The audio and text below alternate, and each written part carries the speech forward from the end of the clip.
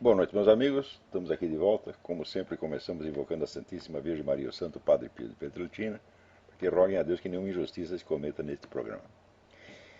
Queria avisar aqui a vocês que o Zé Nivaldo Cordeiro vai estar proferindo o curso Dom Quixote e a Ciência Política em São Paulo, nos dias 5, 12, 19 e 26 de março, segundas-feiras, das 20h30 às 21h30. Inscrições no site http://www.cedetonline.com.br. E também lembrar que logo que terminar esse programa começará o programa da professora Margarita Nois e da Mariana Discacciati sobre homeschooling. Informações no site www. Começa aqui pelo blog Talk Radio mesmo, né? E informações pelo site www.margaritanois, Nois é N-O-Y-E-S, margaritanoislol.com. Então, esta semana, a notícia principal, sem dúvida, é a condenação do coronel Luiz Afonso Plastas em segunda instância. A condenação que recebeu do jornalista Eduardo Mackenzie. Eduardo Mackenzie é um importante jornalista colombiano que mora na França, o título merecido de horror judicial, porque você lendo a sentença, realmente você não vê uma única prova, eles tinham uma única testemunha, e essa testemunha desmentiu tudo. Foi na procuradoria e fez uma declaração, porque eles tinham inserido no processo um memorial, um relatório dele, que teria sido encontrado no armário. Ele é um soldado, tinha um armário dele no quartel, e diz que encontraram lá um relato dele, dizendo que tinha visto o coronel Plastas levar os prisioneiros para lá e sumir com os prisioneiros. E, quer dizer, não era nem um depoimento direto, o documento foi encontrado. Passados 20 anos, o sujeito apareceu, o nome dele, inclusive, constava errado, tá certo, do processo. O sujeito apareceu dizendo: olha, essa letra não é minha, a assinatura não é minha, eu nunca vi esse coronel Plastas mais gordo, não tenho a menor ideia de quem ele é, o que ele fez, deixou de fazer. Essa era a única testemunha que tinha. Não obstante, ele foi condenado agora em segunda instância. Olha, isto é para aprender definitivamente que com esse pessoal comunista não há acordo, não é possível convivência democrática de maneira alguma. Quando é que vão meter isso na cabeça? Então, é o seguinte, eu não sei quando vai haver um governo de direita na América Latina, talvez daqui 50 anos, 60 anos. Mas quando houver, seja eleito por meios democráticos, seja por golpe militar, por revolução, por qualquer outro modo, a sua obrigação número um, seus idiotas, estou falando isso inclusive para aqueles militares brasileiros que hoje estão sendo perseguidos até agora, tá certo? E quando estiveram no poder não fizeram isso, a sua obrigação número um é educar o povo contra o comunismo, explicar o que foi o comunismo, explicar o que é essa gente e criar a maior rejeição contra eles, uma rejeição tão intensa quanto se tem contra o nazismo. Hoje você sabe que nenhuma pessoa pode ser nazista em público, né? Se o sujeito se intitular nazista, bom, imediatamente todo mundo sabe que o sujeito é louco e ninguém mais leva a sério. A mesma coisa tem que ser feita com o comunismo. Agora, os militares brasileiros tiveram no poder 20 anos, ninguém até então tinha tido tanto poder quanto eles, não disseram uma palavrinha contra o comunismo. Eles faziam propaganda contra a guerrilha, contra a violência, etc, etc. Mas não queriam tomar posição ideológica. Isso foi de uma covardia, de uma estupidez fora do comum. Né? Então, não quiseram fazer a propaganda contra os comunistas, muito bem, os comunistas estão fazendo propaganda contra vocês até hoje, inventando história, inventando mentira. Tá certo? Aqui mesmo esse caso vamos dizer, de torturados, né? Vários casos que eu examinei são obviamente falsos, eu não posso dizer todos, mas eu sei que o Brasil chegou a ter no máximo 2.000 prisioneiros ao longo de 20 prisioneiros políticos ao longo de 20 anos, e já tem 16.000 pessoas recebendo indenização. Quer dizer, alguma coisa errada tem. Mas vários casos dessas pessoas que se dizem vítimas da ditadura, ou que aparecem com denúncias contra a ditadura, eu examinei, são obviamente falsos. Inclusive tem aquele sujeito que diz que ele era um soldado naquele tempo, e o comandante mandou ele queimar uma pilha de papéis comprometedores, e ele diz, eu não tive tempo de queimar, então eu enterrei. Agora, faz essas contas de quanto tempo você precisa para acender um fósforo e para abrir um buraco de 2 metros para esconder um monte de papel. Tá certo? Quer dizer, como ele não tinha 2 segundos para acender um fósforo, ele ficou 4, 5 horas lá fazendo um buraco. Quer dizer, o sujeito ele aparece para fazer um depoimento desse, está escrito na testa assim, vigarista. Hein?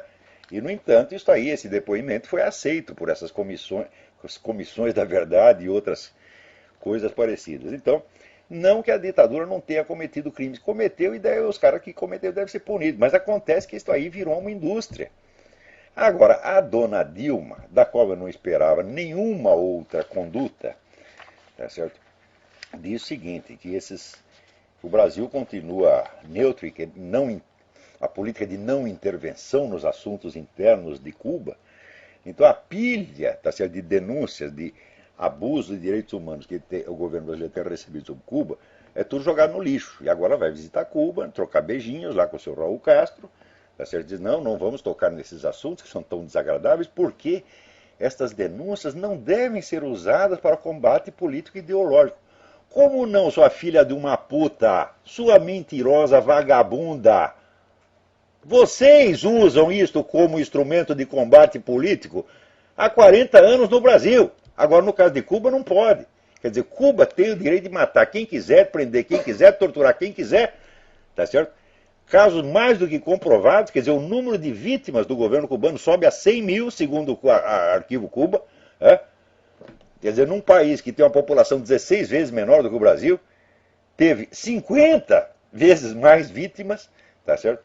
50 não, muito mais.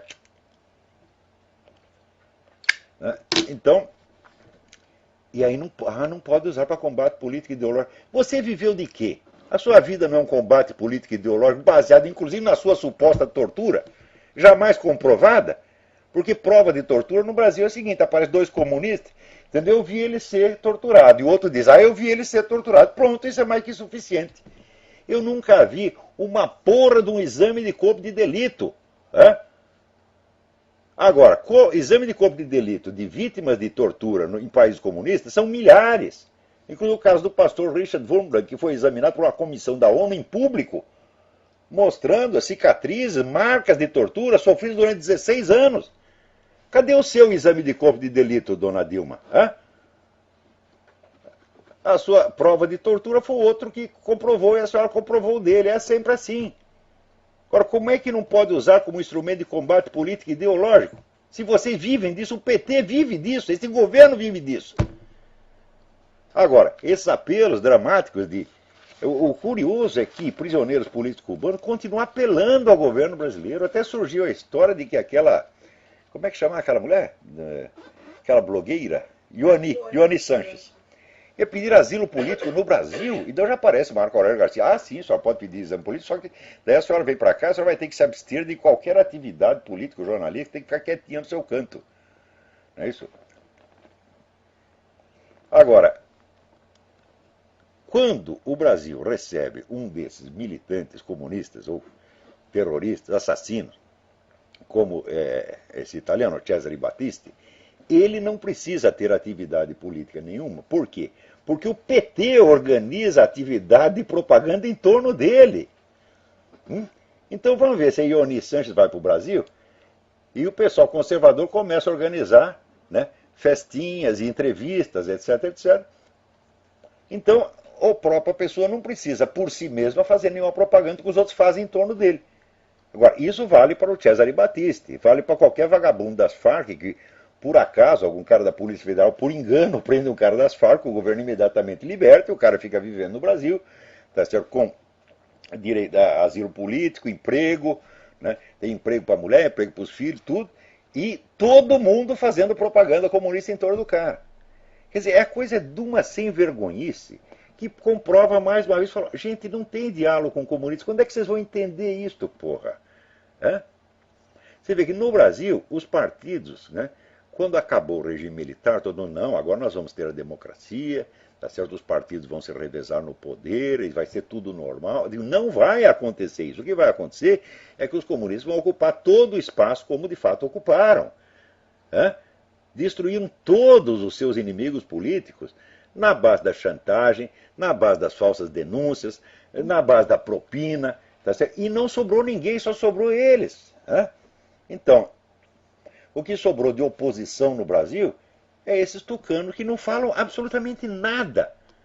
Você não vê em campanha eleitoral, você vê alguém mencionar a parceria PT-FARC, você vê alguém mencionar o caso Celso Daniel, você vê alguém mencionar o caso do prefeito de Campinas? Não. Esse seu Zé Serra, eu lembro que na eleição de, não nessa última, outra, né, eu fiz chegar até a mão dele um relatório deste tamanho, tá certo, sobre o negócio das Farc, através de um assessor dele, assessor e amigo dele, digo até o nome, Denis Rosenfield. Né? Então, chegou na mão dele. E até o último dia dos debates ficam esperando o cara mencionar aquilo. Chegou na última pergunta que ele tinha que fazer para o Lula, ele fez uma pergunta sobre tarifa de ônibus. Hã? O que pensar de um sujeito desse? Então, o que eu penso está aqui. Ó. Zé Serra, você é um bosta. Você é um covardão como jamais existiu no planeta. Você não merece ser presidente nem de escola de samba, rapaz. Se você se candidatar, agora eu quero ser presidente da Mangueira, eu vou lá e conto para eles o que você fez, para que eles não te elejam. E assim é o PSDB praticamente inteiro, com 2 ou 3 exceções. Não é isso? Tem 2 ou 3 pessoas lá que são pessoas de valor. O resto é tudo covarde, aproveitador, boiola, porra.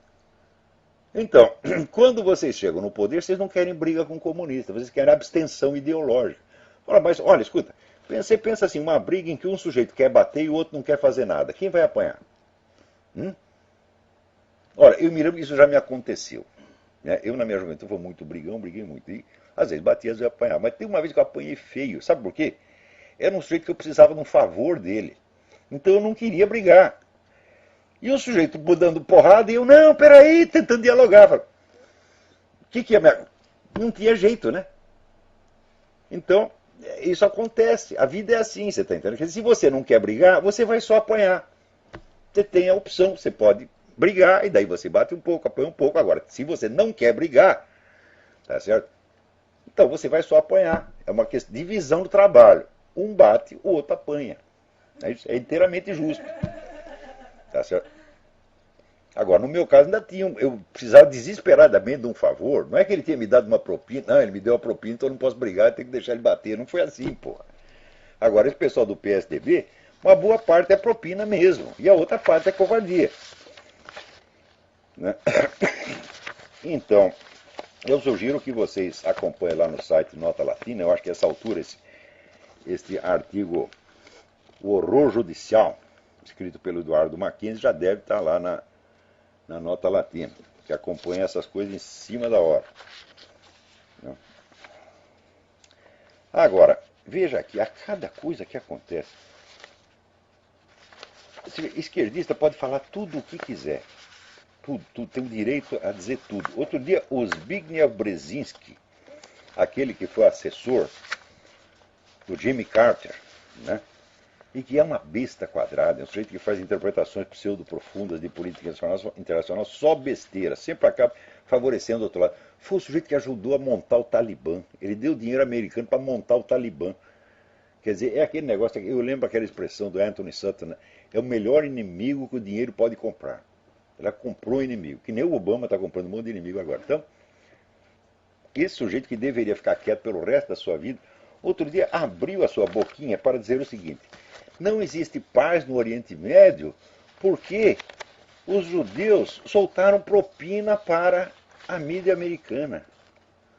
Hã?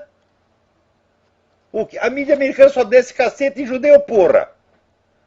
Hã? Inclusive, cara que é judeu. Sulzberger, os caras do New York Times são judeus e daí? Só desce cacete em Israel.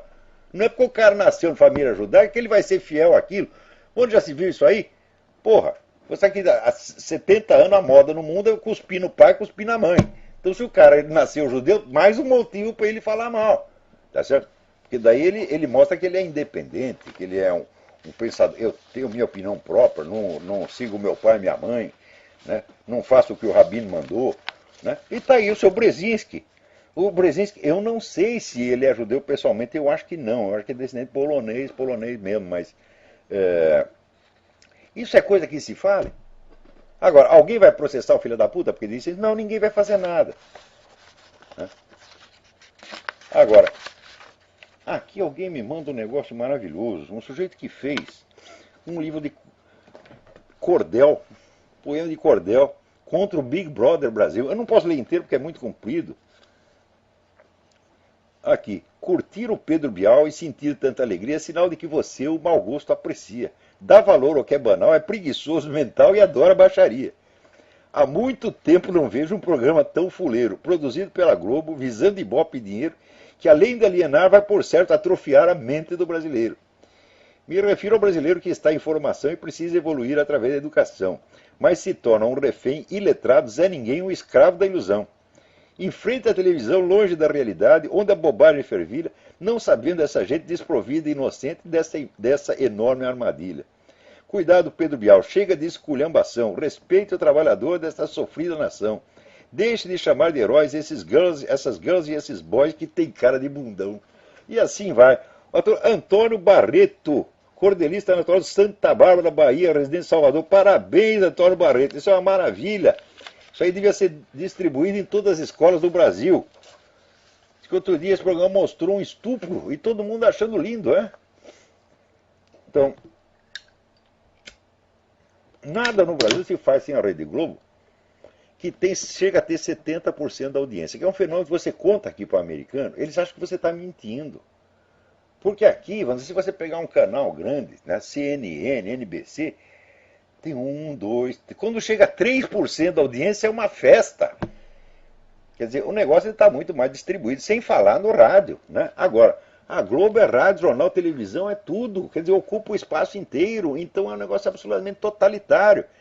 E aquilo é uma elite de umas 20, 30 pessoas. 20, que elite? Chamar de elite é até elogio. Né? É um grupo de 20 ou 30 pessoas que determina o que o brasileiro vai pensar, o que vai imaginar, o que vai sentir. E molda as opiniões assim em linha industrial. Né? Então, como é que pode ter um fenômeno desse? Hoje eu vejo que o velho Leonel Brizola tinha razão quando falava da Rede Globo. Ele falava contra esse monopólio, ele tinha toda a razão. Né? Só que era aquele tal negócio, quer dizer, era a esquerda se fazendo de vítima, porque lá sempre foi, todo mundo sempre foi de esquerda lá. Só durante o tempo do regime militar eles colaboraram um pouco com o regime militar, porque aí não tinha outro jeito. Tá certo? Senão não vinha a verba do governo e tal.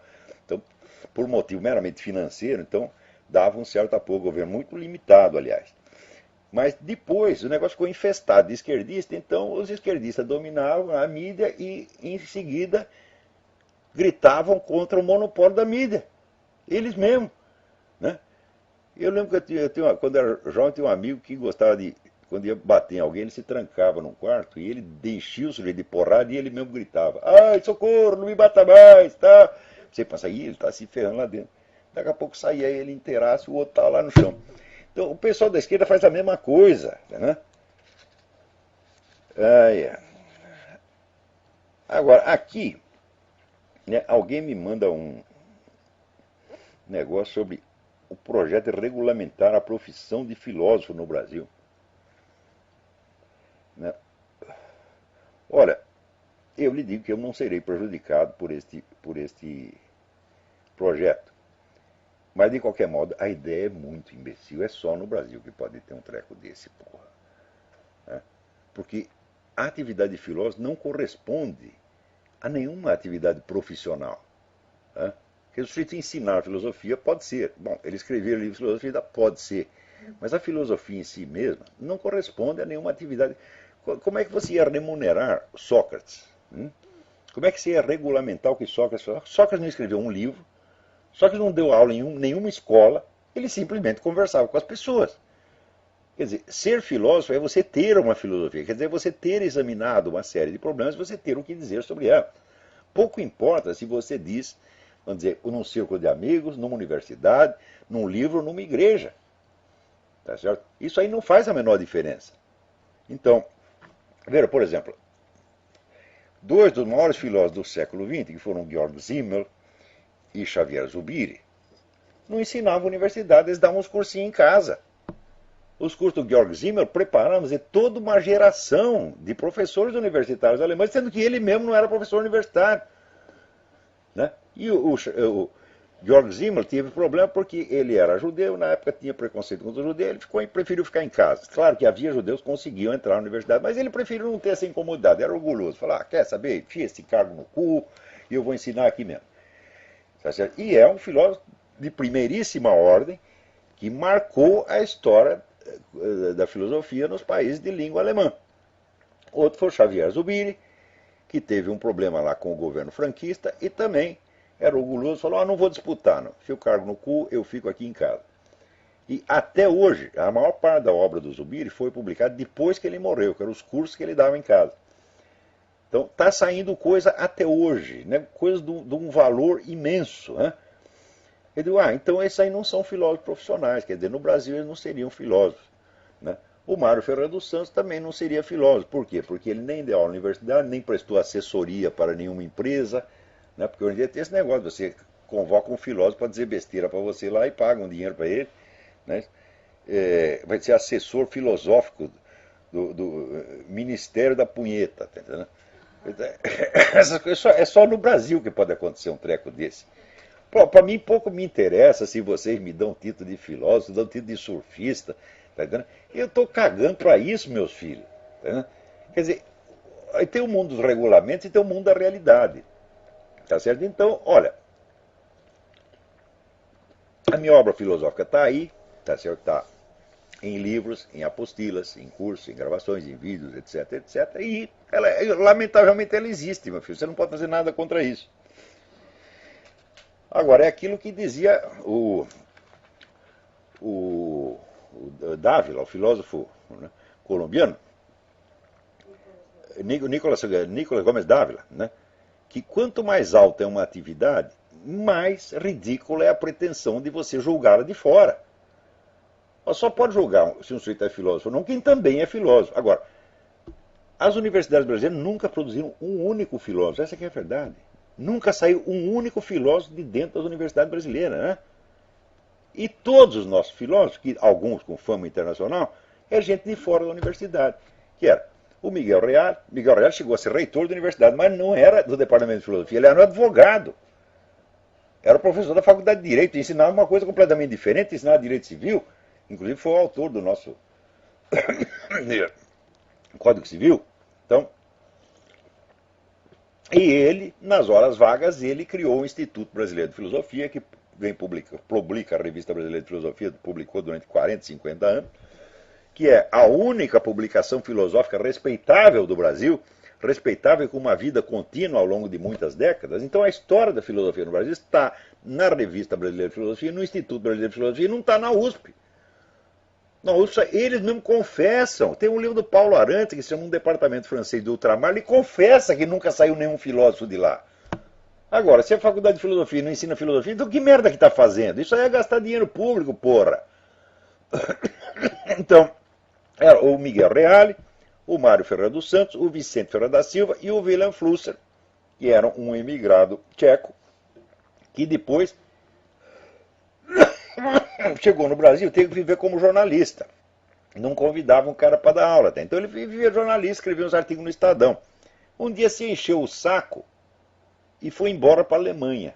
Em 3 meses era um dos filósofos alemães mais reputados, convidado a falar em tudo quanto é lugar. Não é um negócio impressionante? Né? Então, o que foi fazer no Brasil? Nenhuma pessoa inteligente pode ficar no Brasil, porra. Eu já disse, ser brasileiro é uma coisa que ninguém devia fazer. Eu não recomendo que ninguém faça isso. Eu já disse, eu sou brasileiro, mas estou inocente. Né? Porque meus antepassados vieram do Portugal, da Alemanha. Então, eu sou um pobre espermatozoide que foi lançado no ultramar e foi cair no lugar errado. Tá entendendo? Então, não tenho culpa nenhuma. Né? Você tem vergonha de ser brasileiro? Não, porque eu não tenho culpa.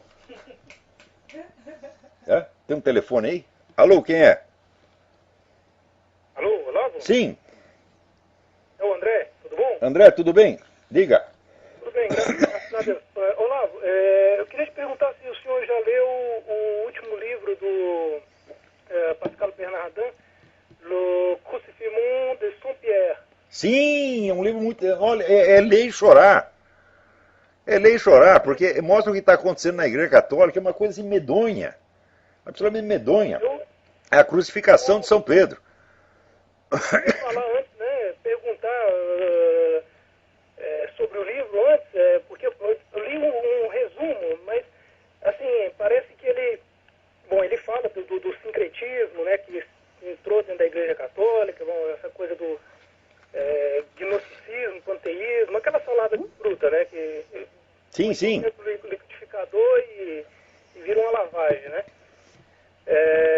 Mas pelo resumo que eu li aqui, eu não sei, dá a entender que ele não fala, parece que ele não fala sobre o comunismo, né, no livro, não sei se... Não, a perspectiva dele não é essa ali. É internamente o que está acontecendo na igreja. É uma descrição do que acontece dentro da igreja. Ele não está nem sondando causas. Tá certo? Mas eu acho o livro muito importante como documentário. Pascal Bernardin não abre a boca para falar coisas que não estejam muito bem documentadas.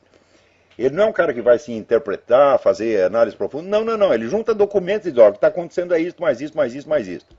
Como ele fez para o caso, vamos dizer, da educação, no livro Maquiavel Pedagogo, e como fez sobre o caso da nova ordem mundial no livro Império Ecológico. É quase tudo documento. Professor, Sim. Mas com relação a esse livro aí, Maquiavel Pedagógico, eu li esse livro e fiquei assustado. A coisa é tenebrosa, é desesperadora. É horrível. Ele mostra que todos os métodos pedagógicos que estão sendo aplicados, vamos dizer, por molde da ONU, no mundo, praticamente no mundo inteiro, tem 2 ou 3 países que não são afetados, mas em geral os outros são, não tem nada a ver com aprendizado. É tudo engenharia comportamental para criar o cidadãozinho bem comportadinho da nova ordem mundial. Cidadãozinho politicamente correto. É só isto, porra. E daí as pessoas estranham, falam, meus filhos estão ficando burros. Porque no mundo inteiro está acontecendo isso. A educação está em crise no mundo inteiro. Claro que não chega, vamos dizer, ao nível brasileiro. Quer dizer, o Brasil é campeão absoluto. Quer dizer, a nossa educação é a pior do mundo. Se você for na Zâmbia e na Serra Leoa, não está acontecendo coisa igual. Mas que a educação está caindo, aqui nos Estados Unidos está caindo. Eu recomendo a vocês o livro da Charlotte Iserbyt. Iserbyt escreve Y-S-E-R-B-I-T.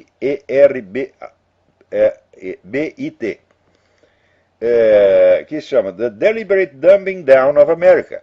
A estupidificação deliberada da América. Também é um livro constituído só de documentos. E ela mostra a continuidade desses projetos educacionais que vem desde a década de 30. Que começou com aquele imbecil do John Dewey, tá certo? Que é assim, um imbecilizador em massa, né? E que alguns ainda consideram um grande filósofo. Mas, veja, no Brasil não tem nenhum John Dewey, tem um discípulo do John Dewey que foi Anísio Teixeira, que todo mundo até hoje, né, badala Anísio Teixeira. Eu digo, mas é o cara que começou a levar a influência do John Dewey para o Brasil. Então, a educação brasileira, o que era a educação brasileira? Bom, é verdade que poucas pessoas tinham acesso à educação, mas era a educação. Quer dizer, aqueles caras que estudavam no tempo que estudavam com os jesuítas, no tempo do Império, tá certo? Ou até da colônia, eles aprendiam alguma coisa, né? Agora nós vamos fazer educação popular. Fala, bom, então, é o povão, então a gente dá educação de merda. É isso que fizeram, quer dizer, vai democratizar merda, porra! As pessoas perguntam, você acha que a gente deve dar educação para todo mundo? Fala, não, essa educação que se dá no Brasil não deve dar para ninguém, não deve dar nem para porco, nem para cachorro, porra. Se oferecer para mim, eu fico ofendido. Agora, a educação deve ser a melhor possível e você deve dar o máximo de pessoas que você possa. Se não pode dar para todo mundo, então você dá para uma elite que na geração seguinte aquela elite espalha para mais pessoas. E depois para mais pessoas e vai formando um efeito de círculo concêntrico. É assim que se faz. Agora, se você não tem educadores preparados, fala, bom, então o que nós vamos espalhar milhões de charlatães para enganar milhões de crianças como estão fazendo agora, porra. Olavo, eu posso fazer uma pergunta antes de desligar? Só pode me ensinar o quê? Então, dizer, ó, chupar piroca e dar o cu, que isso eles sabem, isso qualquer pessoa sabe, tá entendendo? Então eles vão lá, ensinam isso e dizem que é educação sexual. Diga, passa a pergunta.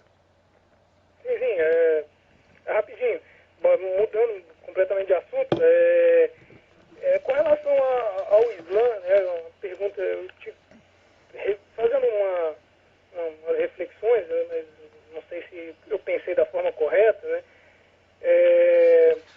Bom, no cristianismo nós vemos que, assim, o cristianismo geralmente parte daquele princípio, né, de uma moral, que é aquele princípio, dois princípios universais, né, de amar a Deus sobre todas as coisas e amar ao teu próximo como a ti mesmo, amar o teu próximo como a ti mesmo, que desses dois princípios morais que criam leis, né, criam um sistema de leis, né, mas seria correto dizer, afirmar que no Islã a coisa é ao contrário? Parece que o Islã parte de um princípio de leis para se criar uma moral. Não está certo isso. Porque o Corão é inseparavelmente, quer dizer, um código moral e um código civil. Você não tem como separar as duas coisas. Não é que você tem primeiro uma lei, essa lei vai baixar, vai criar uma moral depois. Não, as duas coisas estão misturadas de maneira inconfundível ali. O que faltou ali no Corão é o código político, o direito constitucional. Então é o seguinte, não existe um regime político que você possa dizer que é um regime islâmico. Qualquer regime pode ser islâmico. Então, o resultado, há 1400 anos eles têm uns regimes de merda, né? Porque eles só sabem fazer o que está no Corão. Como o Corão não ensinou nada sobre o regime político, então eles fazem a merda que podem, tá certo? E daí todo mundo acha que aquilo é muito corânico. Quer dizer, o cara fala um regime comunista, ele diz, isso aqui está de acordo com o Corão. Fala, o Corão não falou nada contra isso, então pode. Né? O outro faz uma monarquia absoluta que espalha propina para todo mundo, diz, isso aqui está no Corão. O Corão não falou nada contra, então vale. Então, o Corão é um código civil e um código moral ao mesmo tempo. Não existe... Ora, o Antigo Testamento tem alguns elementos disso, de código civil também. Né? O Evangelho não tem. Então, o próprio conceito de religião, como nós entendemos aqui, religião é um dos conceitos mais ambíguos e fluidos que existe no mundo, porque a palavra árabe que se usa, que se traduz como religião, din não é uma religião, din é uma lei. Tá certo? E é uma lei que, em princípio, segundo o próprio Corão, é obrigatória para toda a humanidade. E agora, aqui no contexto cristão, a religião não é uma lei, a religião é um caminho de salvação. É uma coisa completamente diferente, é uma coisa que não é para este mundo. E que tem uma séria dificuldade de se adaptar a esse mundo. Você vê que as relações entre a igreja e o Estado, ao longo de 2000 anos da história do cristianismo, foram uma confusão, uma fonte de conflito sem fim. Também por quê? Porque no Evangelho não está escrito nada a esse respeito. Então, você não tem nem um código constitucional, nem um código civil. Você tem apenas a lei moral, que visa o quê? Presta bem atenção. A lei moral visa a salvação da alma, não visa a sua conduta neste mundo. O Evangelho não ensina como você organizar a sociedade, como que deve ter uma sociedade mais produtiva, a sociedade justa. Não, o Evangelho é alheio a isso. Ele está apenas interessado na salvação da sua alma, meu filho. Então, como é que você vai fazer? Por exemplo, tem muita gente que diz, não, nós temos que criar uma sociedade cristã, um Estado cristão. Fala, como? Eles estão tentando há 2000 anos, nunca conseguiram. Foi sempre um rolo, quer dizer, a igreja cria um Estado, por exemplo, a igreja criou o império, pegou Carlos Magno, botou Carlos Magno imperador cristão. Bom, esse imperador era muito cristão. Quando chegou os filhos dele, já virou esculhambação, porra. Quer dizer, esse negócio de sociedade cristã, Estado cristão, eu falo, isso não existe, isso é utopia, tá certo? O que tem que ter é pessoas cristãs, tem que ter uma massa de gente cristã, uma cultura cristã, isso sim. Quer dizer, a igreja tem que ser hegemônica na cultura, porque essa é a sua função, de ser mãe e mestra. Não governante, porra. Então não adianta nada você fazer leis cristãs. Isso é besteira, meu Deus do céu, porque o que determina a conduta da pessoa não é a lei que está escrita, é a cultura. Então, quando a igreja tem a hegemonia cultural, então a sociedade é cristã e o pessoal vai agir de maneira cristã. Agora, você fazer lei inspirada no cristianismo é besteira, só serve para violar. Tá? E para reforçar o poder do governante com a autoridade da igreja, que depois vai se prevalecer para ferrar com a igreja mesmo. Então, olha, tem muito pensador cristão aí que ficou perdendo seu tempo com esse negócio de Estado cristão, sociedade cristã, legislação cristã, tudo isso só deu merda. Né? Então, quando Cristo disse, meu reino não é deste mundo, ele quis dizer exatamente isso. Nós não estamos aqui para governar, pô, nós estamos aqui para ensinar. Né? Porque se o povo tem a mentalidade cristã, então, e o governante baixa uma lei anticristã, eles simplesmente não vão obedecer. Que nem fizeram aqui. Aqui eu até esqueci o nome do cardeal, coisa maravilhosa. O governo aqui baixou uma lei que toda organização de caridade é obrigada a fornecer remédios abortivos. Hã? E senão, não vai ter dinheiro do governo. O cardeal falou, nós não vamos obedecer. É muito simples. Hã? Isso é a resistência civil. Não obedece, porra. Parece que o pessoal, hoje em dia o pessoal não entende o que é desobediência civil. Fala, não vou obedecer esta lei. Eu lembro que no tempo do governo militar, o cara da associação, da Federação das Indústrias, o falecido Teobaldo Denigres, o governo baixava o imposto, ele ligava diretamente para o presidente Costa Silva. Nós não vamos pagar essa merda. O que acontecia? Ia preso? Não. Tá? O pessoal desaprendeu a desobedecer, meu Deus do céu. Hoje em dia todo mundo é boiola. Né? Tem outro telefone? Alô? Alô? Alô, quem é? Alô? Oi, Josmar, do Rio Grande do Sul. Como é? É Josmar, do Rio Grande do Sul. Ah, Josmar, tudo bem? Tudo bem. Olavo, eu tenho aqui a coleção da História da Civilização de Will Durant. Sim. Vale a pena ler isso? Vale, vale. O Will Durant era um cara de inclinação socialista, mas um homem muito honesto e um historiador de gênio. Né? Quer dizer, o empreendimento de fazer vamos dizer, uma história universal é uma coisa que nenhum historiador profissional toparia. Né? Mas o Will Durant não era um escritor, ele era um escritor, não um historiador de profissão, não era um professor de história, então conseguiu escrever essa coisa. Né? Era aquele negócio, é o sujeito que não sabia que era impossível, então ele fez. Né? É uma obra maravilhosa, para dizer o mínimo. Ele tem uma história da filosofia também bem menor, né? Fez uma espécie de diálogo entre filósofos. Eu não levo aquilo muito a sério, não, mas a história da civilização é uma obra magna. Né? Aí, Olavo, uma outra questão. Você vê algum fundamento nessa mística em torno do fim do mundo aí, que vai ao encontro do governo mundial? Não? É o seguinte, negócio de fim do mundo, a igreja considera anátema você sondar o tempo do fim do mundo.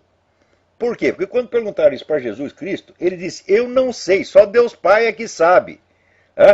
Quer dizer, o cara quer ser mais esperto que Jesus Cristo, pô. Ele já falou, eu não sei, eu mesmo não sei. Note bem, vamos pensar um pouco. Jesus Cristo, a segunda pessoa da Santíssima Trindade, ele é o Logos Divino, ele é a inteligência de Deus. Deus Pai é o poder de Deus, é a vontade de Deus. Ora, se a inteligência não sabe, quer dizer que não foi um negócio planejado, é uma decisão livre de Deus Pai, que pode acontecer a qualquer momento e não tem data certa. Não tem uma razão lógica compreensível. Quando Deus Pai fala, é agora, é agora.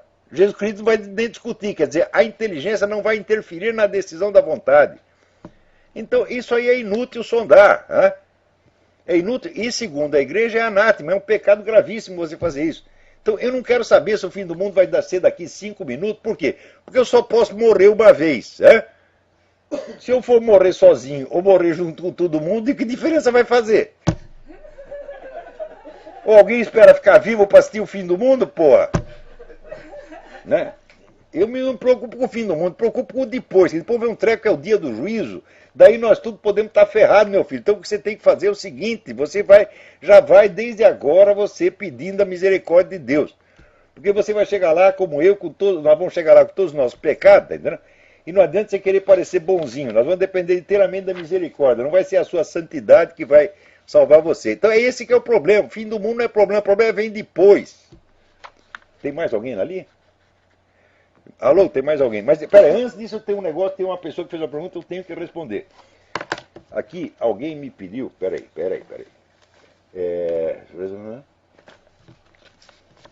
Tá aqui, isso é muito importante. Aqui, o César Maltês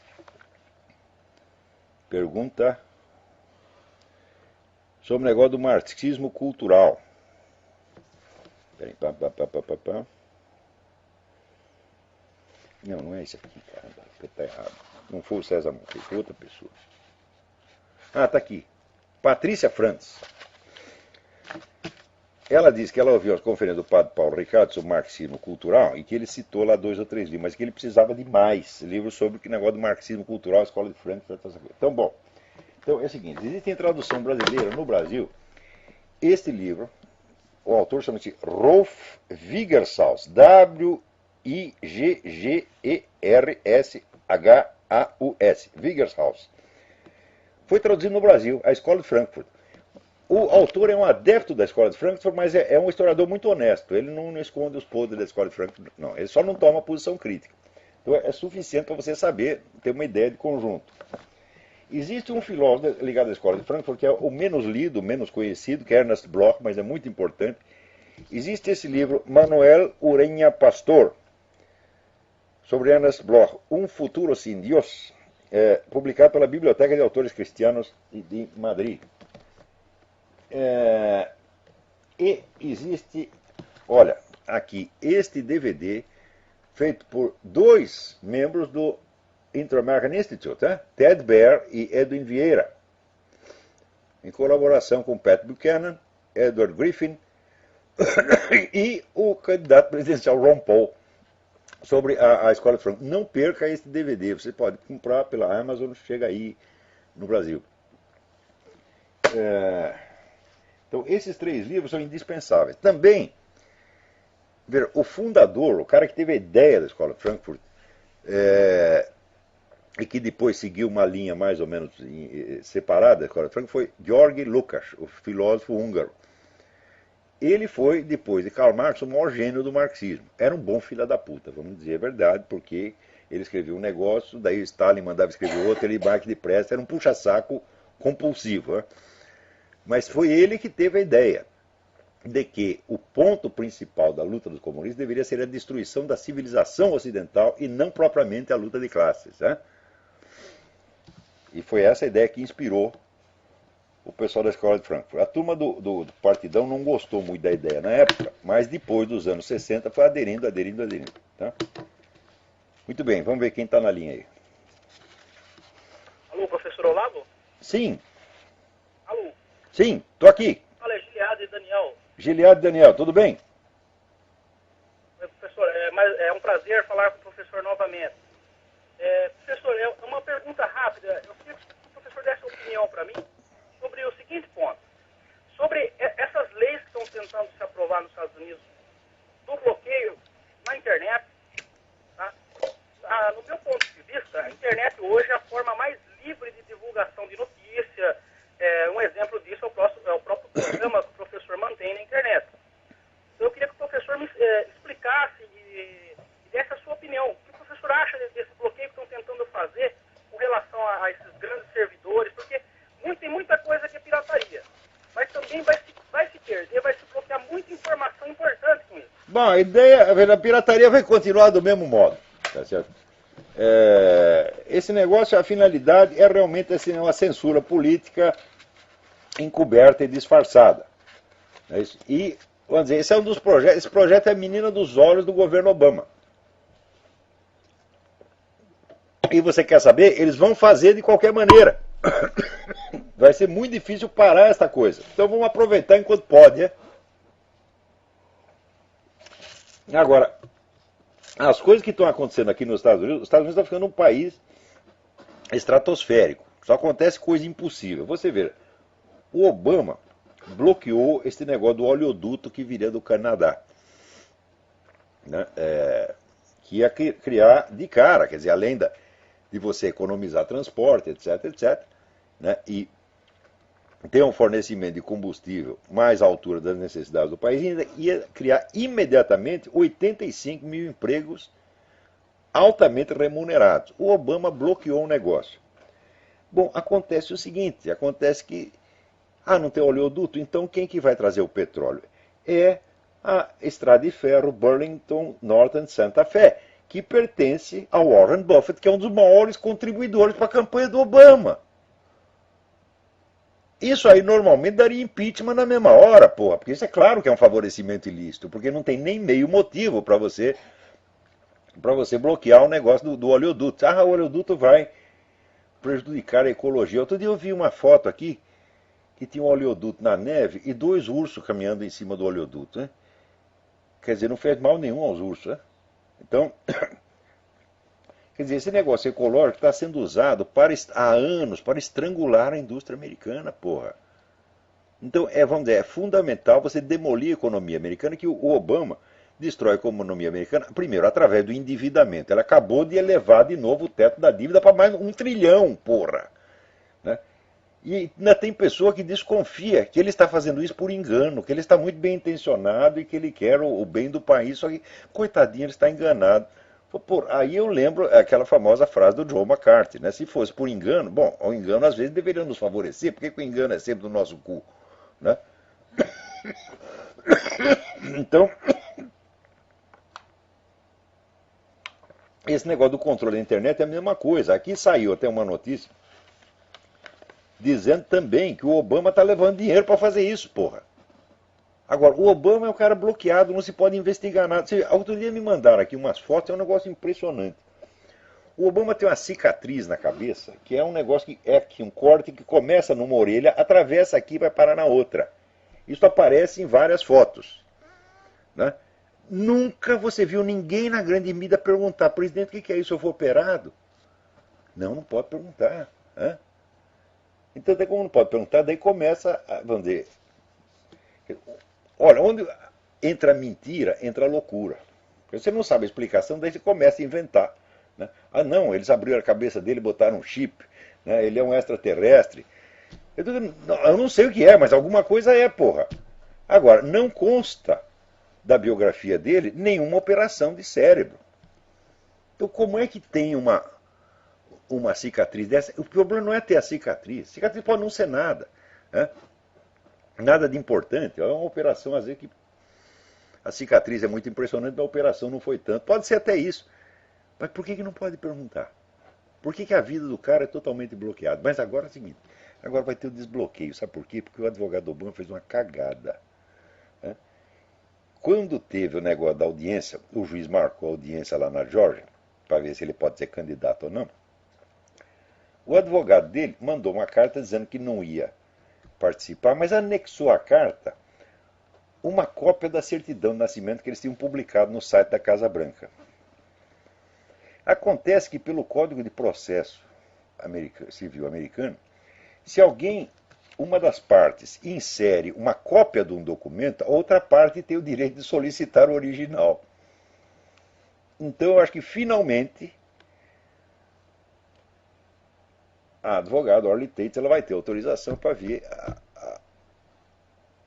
o original da certidão do Obama, se é que esse original existe, porque tudo indica que aquilo foi montado no Photoshop e que não tem original nenhum.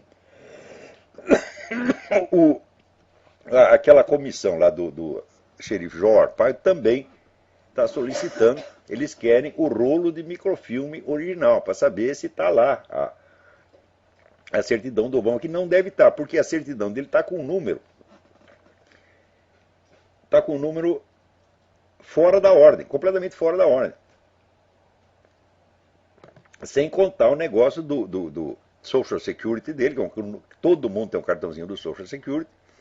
Ele tem um Social Security de um estado onde ele nunca viveu, que é Connecticut. E, mais ainda, aquele número pertence a uma pessoa que nasceu em 1890. Quer dizer, 2 pessoas não podem ter o mesmo Social Security, número Social Security. Não tem isso, não tem repetição. Então, o Social Security é falso. O Social Security é falso, a certidão de nascimento é falso, o Obama é falso. E, no entanto, não se pode perguntar. Quer dizer, isso aí é uma queda de braço. É uma elite de manipuladores que diz, olha, nós vamos tomar o poder nesse país, dizer um monte de mentira e ninguém vai poder levantar uma pergunta. Nós vamos dominar essa coisa na base assim É o blefe dos blefes. Eu duvido que tudo isso não seja planejado, porque você vai dizer que a comissão eleitoral do Partido Democrático não sabia que o pai do Obama era estrangeiro, porra, hã? Ou não sabia que a Constituição aqui exige que, para ser cidadão nativo, seu pai e mãe sejam cidadãos americanos? Todo mundo sabia. O próprio Obama assinou isso, porra, quando estava investigando o John McCain. Disse, o John McCain é um cidadão americano, comprova o fato de que ele nasceu numa base americana de pai e mãe americana. Assinado Barack Obama. Hã? O quê? Exatamente, quando ele era, ele estava no Senado, então o Senado foi investigar a questão do John McCain e ele mesmo, Barack Obama, assinou lá. Então, ele sabe que ele não é cidadão nativo, a comissão eleitoral sabe, Nancy Pelosi sabe, todo mundo sabe, e dizer, não, nós vamos fazer assim mesmo, porque daí, se a gente fizer isso, a gente quebra a espinha dorsal do país, daí nós mandamos nessa porra pro resto da vida. Esse foi o plano. E o negócio do controle da internet faz parte desse mesmo plano. Quer dizer, tem uma elite revolucionária querendo mandar nesta coisa. Que essa elite do Partido Democrata, mais George Soros, tá certo? Mais meia dúzia de milionário iluminado que estão mandando em tudo. Agora, para você ver, o problema agora já não é Barack Obama. Esta semana, o George Soros reuniu lá um grupo de amigos dessa mesma corriola, né, globalista, e dizem, não, vocês não se preocupem se o Partido Democrata perder a eleição, porque não tem muita diferença entre o Romney e o Obama. Hã? Veja, o George Soros, ele dizia isso para ele, na boca dele isso é elogio ao Romney, é? Na mesma semana sai no Wallnet dele um negócio que aqui ninguém sabia. O pai do Romney era amicíssimo de quem? Do Saul Alinsky, que é o estrategista maior da Revolução Comunista nos Estados Unidos e guru do Barack Obama.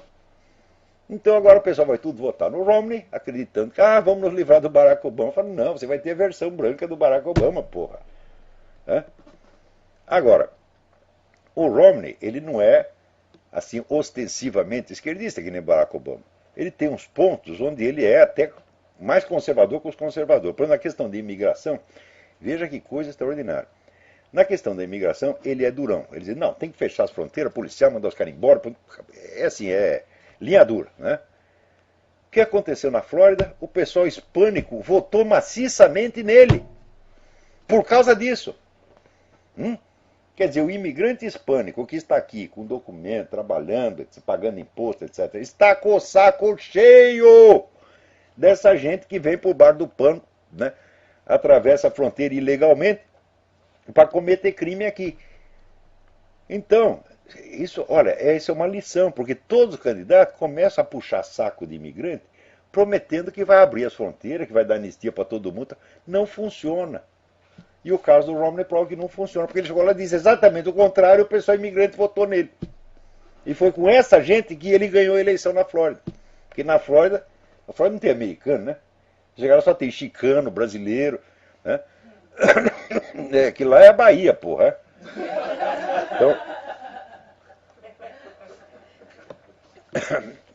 Então, bom, pelo menos nessa questão da imigração, o Romney pode fazer uma boa política, espero que faça mesmo. Mas, na questão da defesa, etc, etc, olha, o homem é perigoso. Então aí, acho que o nosso tempo acabou. Então, até a semana que vem. Muito obrigado.